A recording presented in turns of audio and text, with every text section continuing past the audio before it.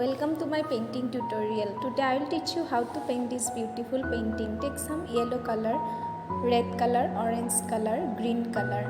First yellow and orange color and red color apply in the background and make it beautiful like a sunrise.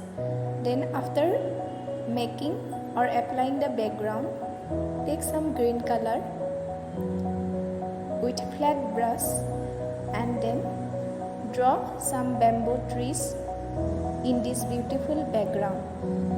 You can try this in the canvas board also. If you want to paint in a canvas board, you can try it. It will be very beautiful. Like this, you can paint some bamboo trees and it will look more beautiful.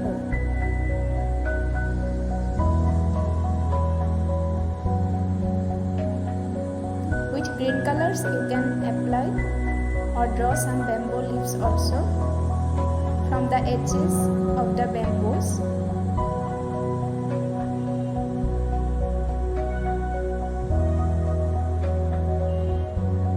So if you like my painting, please share my videos and drop your comments and follow me for more beautiful painting lessons.